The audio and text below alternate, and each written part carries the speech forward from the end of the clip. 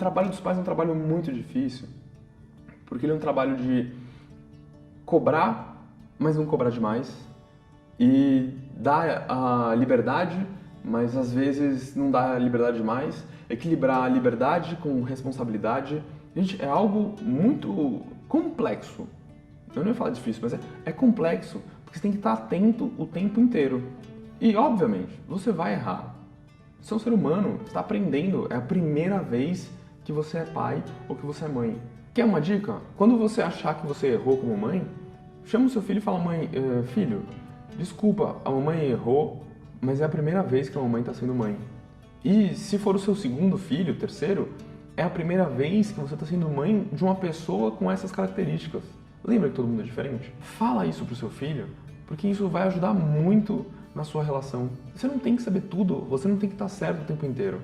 Eu já ouvi alunos e pessoas falando que se eles não acertarem, eles não são bons o suficientes, eles não merecem as coisas só porque eles não acertaram. Eu não conheço ninguém que eu considero bem-sucedido, independente do que sucesso é pra você, que não errou ou não teve que se apoiar em muitas pessoas para chegar onde chegou. Isso aqui só está acontecendo porque tem o Denis e o Pedro aqui atrás que estão ajudando essa transmissão ao vivo a acontecer. E porque eu aprendi a fazer isso com um monte de outras pessoas que colocaram vídeos no YouTube. E eu errei, e estou errando aqui um monte de vezes. E é difícil, eu sofro também. Esse processo de aprendizado é um processo que eu estou passando também. Eu não estou falando isso aqui para vocês porque eu já sei tudo.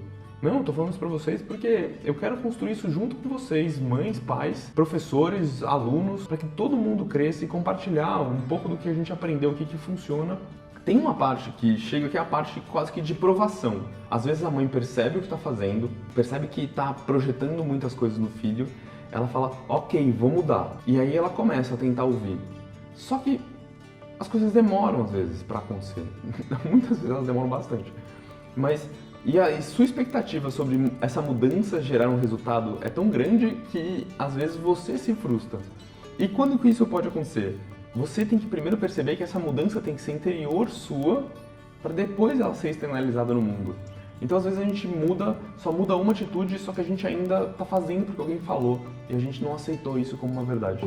Então, às vezes as mães não percebem que a mudança tem que ser interior primeiro. E eu li uma frase que eu vou até ler para vocês, o Denis separou aqui para mim, que eu achei muito boa, que é: quando morre o filho idealizado, surge a dor, a angústia, o desespero, o medo, a tristeza, o luto.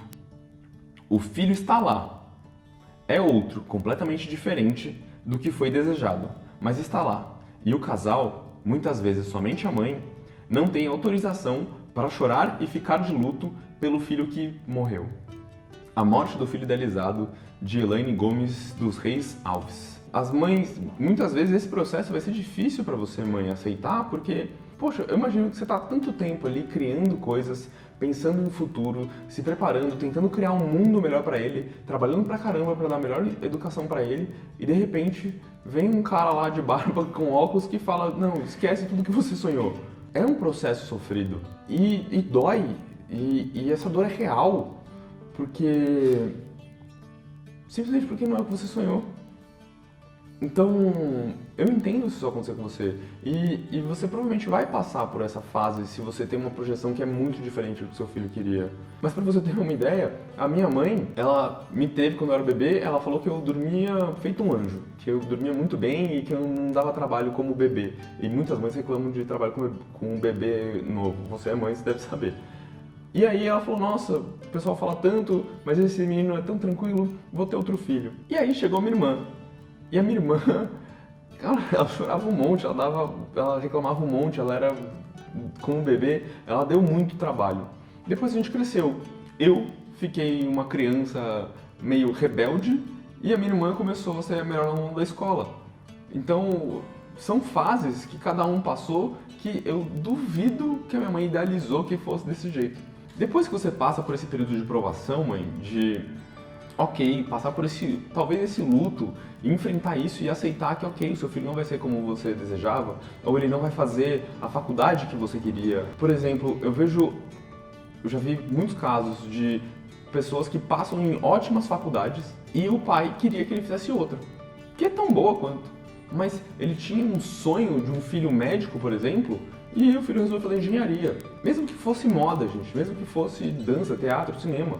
Hoje em dia, se tem uma faculdade é porque existe uma profissão e é possível sim ganhar dinheiro, ter uma vida, criar uma família. Não sei o que você acredita como sucesso, mas é possível sim, com hoje qualquer faculdade ali, ganhar dinheiro, ter uma vida, construir uma casa. Não depende do que é sucesso para você. Tem que ser importante o que é sucesso para ele. Tem muito pai de aluno que quer dar um carro de presente se o filho passar na faculdade. A maioria dos meus alunos não quer nem pensar em ter carro, acha muito chato. Então, percebe como às vezes a gente sonha, a gente projeta, e eu tenho certeza que eu vou precisar de ajuda quando eu tiver filho para entender quais são as minhas projeções sobre ele, porque vou ter, porque a gente tem, porque eu sou ser humano. Né? Então, se você quiser ajuda para pensar sobre as projeções que você tem no seu filho, eu posso te ajudar, eu posso te ouvir aqui, vai ser um prazer.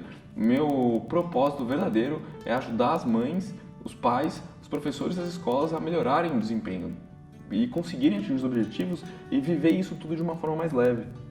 E qual que é a recompensa disso tudo? A recompensa é que você vai poder deixar o seu filho ser quem ele verdadeiramente é. Eu vou contar um caso para você agora. Tinha uma mãe que estava muito preocupada que o filho queria ser músico. E ela morria de medo por causa das drogas no meio da música. E ela veio conversar com a gente aqui e eu contei para ela que, olha, drogas tem em todos os meios. De banco de investimento, música, trabalhar com agência de publicidade, escola, tem em todo lugar. Não é a música que vai fazer o seu filho usar droga ou não. É a educação que você deu para ele em casa. Então, se você está tranquila com a educação que você deu para ele, o caminho que ele seguir aí, você não vai precisar se preocupar. Mas aí, ok, ela falou, mas Bruno, músico não ganha dinheiro. Eu dei vários exemplos de amigos meus, pessoas que eu conheço, que são músicos hoje, super bem-sucedidos, carreiras, assim, que tocam em rádio, shows milionários. Então aí, foi difícil? Foi difícil. Não tô falando que é fácil, não é típico, mas é possível.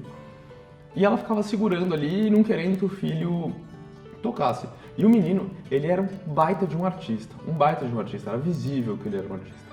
E aí o que aconteceu? Depois dessa conversa a gente falou, deixa ele tentar esse caminho.